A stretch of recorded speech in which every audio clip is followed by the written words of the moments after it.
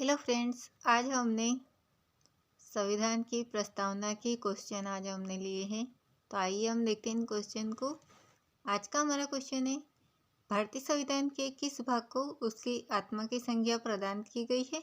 जो प्रस्तावना है उसको आत्मा की संज्ञा प्रदान की गई है। संविधान निर्माताओं ने किस पर विशेष ध्यान दिया था। तो प्रस्तावना पर ध्यान दिया था। भारत के संविधान की प्रस्तावना किन शब्दों से शुरू होती है। तो जो भारत के संविधान की प्रस्तावना जो है वो है हम भारत के लोग से शब्द से शुरू होती है। भारत किस प्रकार का राष्ट्र है। तो भारत धर्मनिरपेक्ष राष्ट्र है। धर्मनिरपेक्ष का अर्थ क्या है। तो सभी धर्मों का महत्व स्वीकार करना। भारत एक धर्मनिरपेक्ष राज्य है। इसका मतलब है कि भारतीय राज्य किसी निश्चित धर्म का समर्थन नहीं करता है। गणतंत्र राष्ट्र होता है। तो जो गणतंत्र राष्ट्र है वो राज्य जहाँ पर अध्यक्ष वंशानुगत रूप में न हो। भारतीय संविधान की प्रस्तावना में भारत को किस रूप में घोषित किया गया है।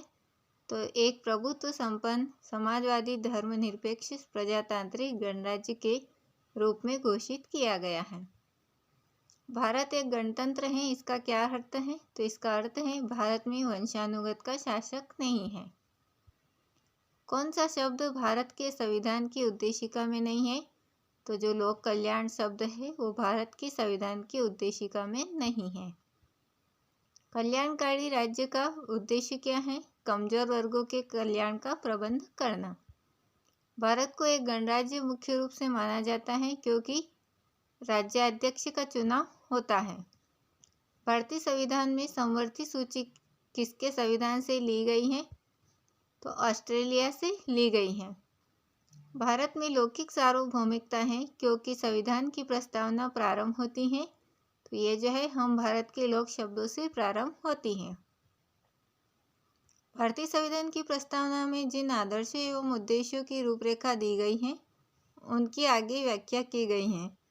तो उनकी व्याख्या जो की गई है मूल अधिकार, राज्य के नीति निर्देशक सिद्धांतों एवं मूल कर्तव्यों में की गई है। किस वर्ष भारत एक प्रभुत्व संपन्न प्रजातांत्रिक गणराज्य बना। तो 1950 में। अब तक भारत के संविधान की उद्देशिका में कितनी बार संशोधन किया जा चुका है। तो मिनिमम एक बार। भारतीय संविधान की उद्देशिका में परिवर्तन किस संशोधन अधिनियम में किए गए थे। तो 42वां संशोधन अधिनियम जो था 1976 में किया गया था। प्रस्तावना का वह प्रावधान जो सभी वयस्क नागरिकों को मतदान का अधिकार प्रदान करता है क्या कहलाता है। तो वो प्रजातंत्र कहलाता है। भारतीय संविधान के किस संशोधन द्वारा प्रस्तावना में दो शब्द समाजवादी और धर्मनिरपेक्ष जोड़े गए थे।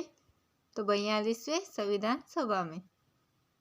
भारतीय संविधान के किस भाग में स्पष्ट रूप से घोषणा की गई है कि भारत एक धर्मनिरपेक्ष राज्य है। तो संविधान की प्रस्तावना में यह घोषणा की गई थी।